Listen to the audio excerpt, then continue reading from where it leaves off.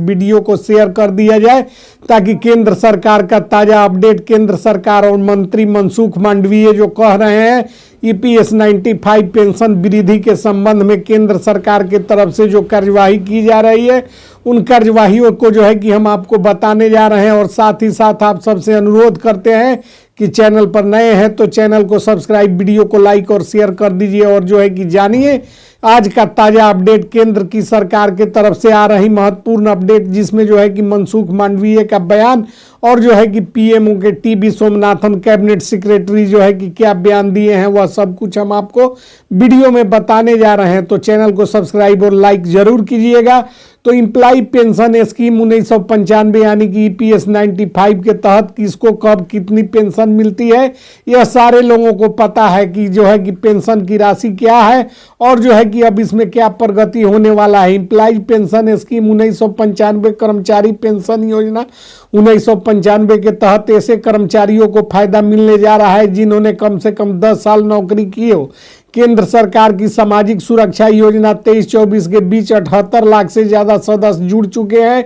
और यहां आपको बता देना चाहते हैं कि सदस्यों और उनके परिजनों को योजना का जो है कि तहत कब पेंशन मिलेगी और जो है कि कब पेंशन में वृद्धि होगा, वह सब कुछ जानने के लिए वीडियो में बने रहिए। कर्मचारी पेंशन योजना ईपीएस 95 केंद्र सरकार की सामाजिक सुरक्षा योजना है जिसके तहत सदस्यों और परिजनों को वित्तीय सुरक्षा मिलती है। इस योजना का फायदा ऐसे कर्मचारियों को मिलने जा रहा है जो कि 10 साल नौकरी कर चुके हैं। केंद्रीय श्रम एवं रोजगार मंत्रालय की ओर से जारी किए गए डेटा के मुताबिक 2019-20 से 23-24 के बीच ईपीएफ 95 के तहत पेंशन धारकों की संख्या 66.82 लाख से बढ़कर 78.49 लाख पर पहुंच गई है। केंद्रीय राज्य मंत्री शोभा कंदारजले ने इस बारे में लोकसभा में भी बयान दिया था। और जो है कि आपको बता देना चाहते हैं कि अभी ईपीएस 95 को लेकर आ रही ताजा अपडेट में केंद्रीय मंत्री मनसुख मांडवीय कहते हैं कि सदस्य पेंशन 58 साल की उम्र की सेवानिवृत्ति पर मिलेंगे। पर नई जो प्रक्रिया निर्धारित की जा रही है उसमें जो है कि पेंशन 58 साल की उम्र में सेवानिवृत्ति पर प्राप्त कर सकेंगे और साथ ही 50 साल की उम्र से प्रारंभिक सदस्य पेंशन के जो है कि बनेंगे। सेवा के दौरान अस्थायी और पूरी तरह से दिव्यांग हो जाने पर डिजेबिलिटी पेंशन मिलेंगे। सदस्य या पेंशन, यह जो है कि हम अपडेट आपको जो दे रहे हैं, यह नए प्रावधान जो केंद्र सरकार बनवा रही है उसमें इन तमाम बातों को शामिल किया गया है। सदस्य या पेंशन धारक के निधन पर विधवा विधुर को पेंशन मिलेंगे। सदस्य के निधन पर 25 साल की उम्र तक एक समय में 2 बच्चों के लिए बाल पेंशन मिलेंगे। अगर पति पत्नी ना हो तो पति पत्नी का निधन हो जाए तो सदस्य के निधन पर 25 साल के उम्र तक एक बार में 2 अनाथ बच्चों को पेंशन मिलेंगे। दिव्यांग बच्चे अनाथ के पूरे जीवन के लिए पेंशन की व्यवस्था की जाएगी। सदस्य की मृत्यु पर नामित व्यक्ति को पेंशन दी जाएगी और 1995 की परिभाषा के हिसाब से कोई परिवार न हो तो सदस्य की ओर से कानूनी रूप से नामित व्यक्ति को आजीवन पेमेंट किया जाएगा। यह तमाम प्रावधान जो नए नियम बन रहे हैं उसमें शामिल किए जा रहे हैं। अगर सदस्य का कोई परिवार न हो और किसी को नामित न किया हो तो निधन पर आश्रित के माता पिता को भी पेंशन दिए जाएंगे। सेवा से बाहर निकलने या सेवानिवृत्ति पर निकासी लाभ बशर्ते सदस्य ने पेंशन के लिए पात्र सेवा प्रदान नहीं की हो तो जो है कि उनको मिलेंगे। क्या इस योजना में जो है कि आप जानना चाहते हैं तो और भी जानकारी, नई नियम जो बन रहे हैं उससे जुड़े हुए हमारे पास मौजूद है। कर्मचारी पेंशन योजना 1995 के तहत कर्मचारियों के वेतन का 8.33% जो है कि अधिकतम 15,000 प्रोविडेंट फंड पेंशन फंड दिया जाएगा और केंद्र सरकार भी 1.16% का जो योगदान देगी वह बढ़ने वाला है।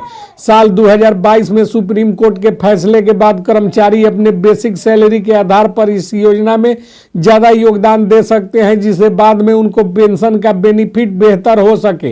यह सारे नियम और रूल जो है कि बनाए जा रहे हैं जिसके तहत जो है कि केंद्रीय मंत्रालय के द्वारा अपडेट दिया जा रहा है और केंद्रीय मंत्रालय से प्राप्त खबरों को हम आपको बताने का काम कर रहे हैं। आपको बता देना चाहते हैं कि एम्प्लॉइज पेंशन स्कीम 1995 के तहत पेंशनरों ने लंबे समय से संघर्ष करने का काम किया और इसको लेकर राष्ट्रीय एजीशन कमेटी के अध्यक्ष कमांडर अशोक राउत भी लगे रहे और जो है कि वर्तमान में ईपीएस 95 के तहत न्यूनतम पेंशन 1000 रुपये प्रति माह है, जो 2014 में निर्धारित की गई थी। बढ़ती महंगाई और चिकित्सा खर्चों को देखते हुए राशि अपर्याप्त मानी जा रही है। हाल ही में ईपीएस 95 पेंशनरों ने वित्त मंत्री निर्मला सीतारमण और श्रम मंत्री मनसुख मांडविया से जो है कि मुलाकात कर इस पेंशन को 7500 करने की मांग की थी।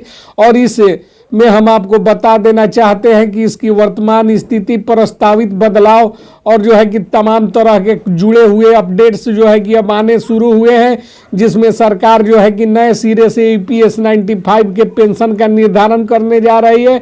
किंतु यह प्रक्रिया अभी यह जो है कि प्रक्रियाधीन मामला है, जिसको लेकर पेंशनरों में काफ़ी आक्रोश है। लेकिन हम उन्हें बता देना चाहते हैं कि कोई भी प्रक्रिया शुरू होती है तो वह समाप्त जरूर होती है और यह प्रक्रिया भी समाप्त होगी और आप लोगों को तमाम तरह के सुविधाएं मिलेंगे।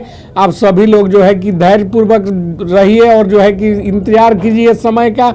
आपको बता देना चाहते हैं कि सामाजिक सुरक्षा का यह योजना संगठित क्षेत्र के कर्मचारियों को रिटायरमेंट के बाद वित्तीय सुरक्षा प्रदान करेगी। नियोक्ता का योगदान नियोक्ता कर्मचारी द्वारा मूल वेतन का 8.33% एफईए फंड में जमा किया जा रहा था, जिसे जो है कि अब बदलाव किया जा रहा है। सरकारी योगदान भी बढ़ेंगे और पात्रता कर्मचारी 10 साल की सेवा पूरा करने के बाद इसके लिए जो है कि ऑथोराइज हो जाएंगे कि उनको लाभ प्राप्त हो सके। पेंशन कैलकुलेशन की जो है कि सीमा में भी बदलाव किया जा रहा है और तमाम तरह की सुविधाएं सरकार प्रोवाइड करने जा रही है। वर्तमान में ईपीएस 95 न्यूनतम पेंशन जो 1000 2014 में निर्धारित की गई थी, उसको बढ़ाने का प्रस्ताव सरकार के पास है, जिसे सरकार बढ़ाने